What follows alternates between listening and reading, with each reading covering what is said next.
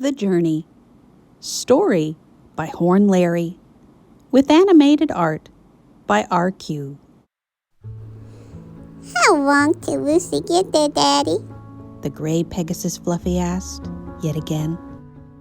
I told you, Lucy, it's going to be a long time. A very long time, said the man on the touchscreen. Lucy pressed her hooves against the glass, inadvertently triggering Fluffy-friendly menus offering food, games, or Fluff TV. But Lucy, I'm lonely. Want Daddy. Want huggies. I'm sorry, Lucy. I can't be there to hug you. The man sighed. How about you give your stuffy friend a hug instead? Okay, Daddy, Lucy said, finding her stuffed bear strapped into the seat next to hers and squeezed it tightly to her chest. Do you have enough food? Can you work the screen okay? The man asked. Yes, Daddy. Lucy can get kibble and wawa. Can Lucy have sketties? She asked, the enthusiasm in her voice being obvious. Sorry, Lucy. Scatties are only once a week. It gives you something to look forward to. Okay, Daddy. The Fluffy sighed. Daddy, how long? The Fluffy asked again. Her constant questioning seemed to be exhausting even her. So her question had been reduced to a simple, how long? Lucy sat and waited. For some reason, Daddy was taking longer and longer to answer her, even if she cried and begged. Eventually, his face on the magic picture screen started moving again, and she heard his words. Lucy, we've been through this. The man said, a hardened patience in his voice. It will take a long time. Why don't you try watching some Fluff TV? You can access it by touching the green circle on the touchscreen. The green circle. Lucy, no one watch Fluff TV. Want Daddy. Want huggies. Want sketties. Well, get there already. But once again, Daddy was silent. Daddy, please talk to Fluffy. Fluffy, I'm lonely. Fluffy need huggies. I'm sorry to ask for sketties. Fluffy will be good. Please, Daddy. The touchscreen stayed silent. The frozen image of her beloved Daddy's face was unmoving and unmoved by her sadness. Why no talk to Fluffy? No more Fluffy no more.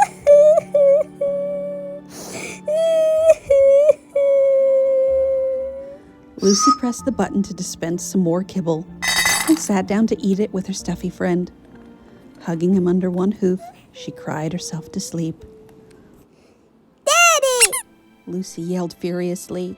What takes so long to talk to Fluffy? Answer now or get side poopies and roasted hours. Lucy puffed her cheeks and threw her stuffy friend at the silent touchscreen. Why no say nothing, Daddy? What takes so long? How long to get there, Daddy? How long? Still, the screen was silent. Daddy! The Fluffy roared with incandescent fury. In a blind rage, she started to smash her hooves against the screen. But it was made of synthetic sapphire and wouldn't have broken even if she had a hammer to hit it with. Giving up on the hoovesies, she turned, lifting her tail, and sprayed horrendous liquid shit all over the screen. Lucy turned around and watched as her crap pooled all over the silent, unmoving face of her Daddy. How long? Lucy, do not poop on the monitor. The man said, in a firm but calm voice. It will get in the air and clog up the air filter. Daddy! Lucy cried, jumping up and placing her hooves on the screen, desperately trying to hug him, just as she did every time. She tried to talk to him, but just as he did more and more now, he continued, talking over her, as if he could not hear what she was saying. Daddy! I'm sorry, but sorry, poopies. Lucy no mean it. Just for huggies. And wanna know how long? It takes a lot longer for me to reply because of the time delay. Your messages are delayed too. How long, Daddy? It's still going to be a long time. The moving image of the man continued. But you are more than halfway there. You are a very famous fluffy How cow, long, Lucy. Daddy? How long? You've flown further than any Pegasus ever.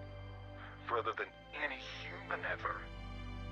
I know you don't understand this, but Mars is very far away. How long? You're halfway there now, so it will only be another 9 months. Try to snuggle Mr. Bear and watch some fluff TV. The air filters can clean the poop, but only a little bit, so make sure you poop in the vacuum litter box. Bye-bye, Lucy. Daddy loves you. Lucy ran out of rage. Love you too, Daddy. She cried before settling down in despair.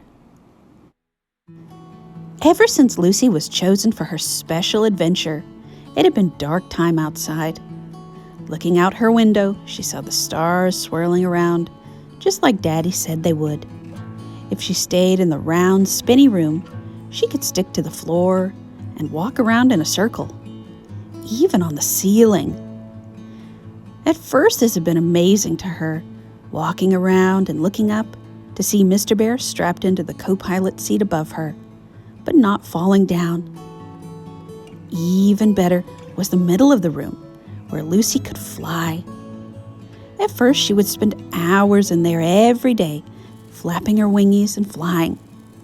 Daddy said the real flying was the rocket ship, but that the middle of the room was just zero gravity.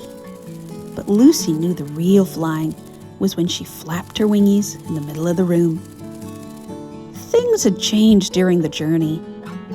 For one thing, she was completely sick of kibble.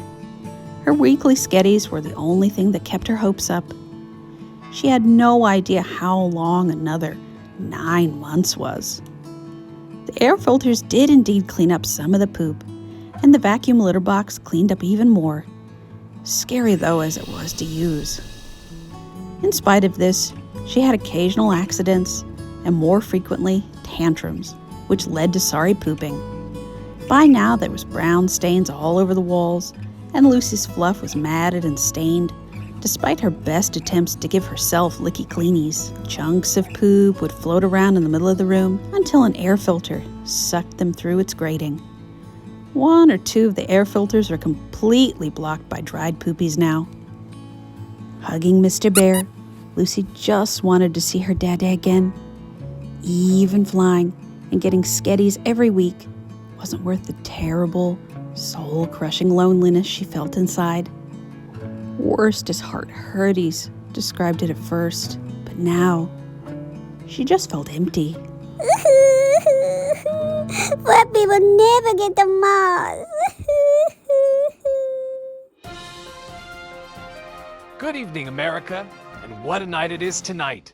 Just a few minutes ago, NASA received confirmation that Lucy the Pegasus has safely landed on Mars, making her the first creature to reach the Red Planet and paving the way for a manned mission to the planet. As soon as NASA releases them, we are expecting pictures with a 24-minute delay from Mars. Here in the studio tonight, we have Dr. Lance Goldberg, director of the Fluffy Astronaut Program. Good evening, Dr. Goldberg. Good evening, Paul. Dr. Goldberg, it cost $560 billion to put a Fluffy on Mars. Is that really a good use of taxpayers' money, given the national debt is now approaching $90 trillion? I think it is, Paul, and let me tell you why.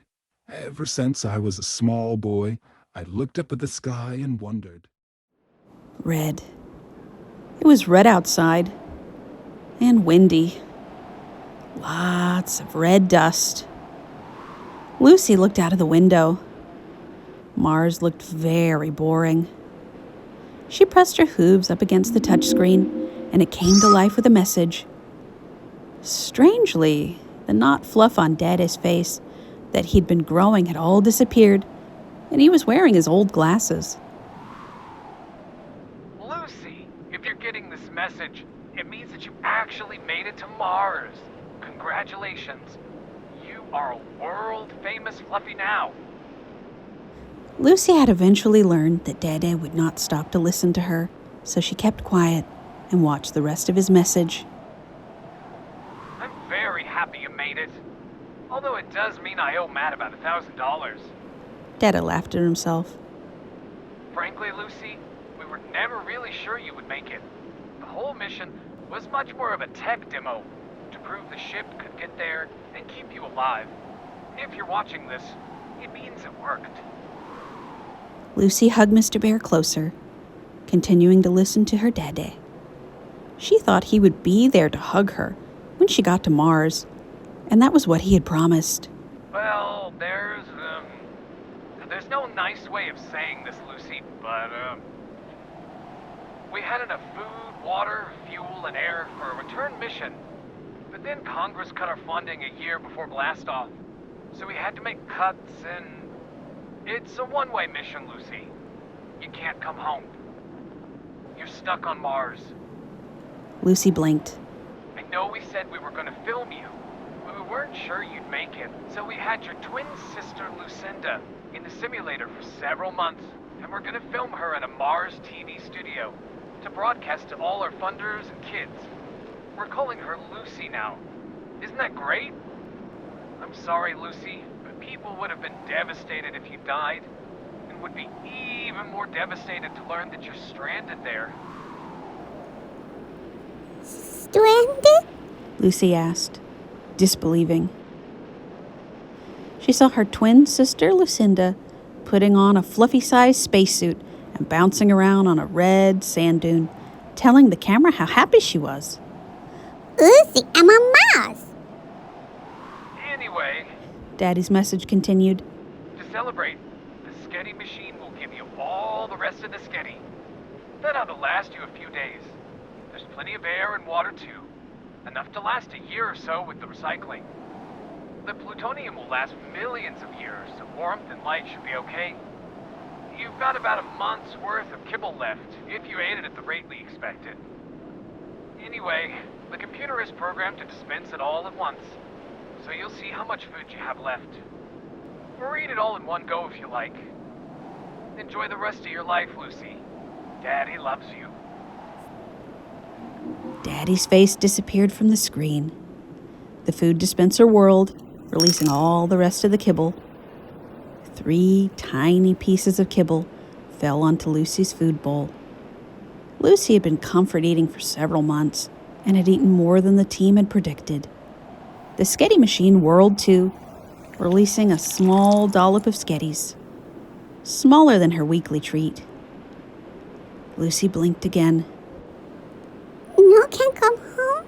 Lucy, I'm stranded? The screen remained silent. No! Lucy screamed. But millions of miles away from Earth, in the midst of a Martian sandstorm, no one can hear a Fluffy cry.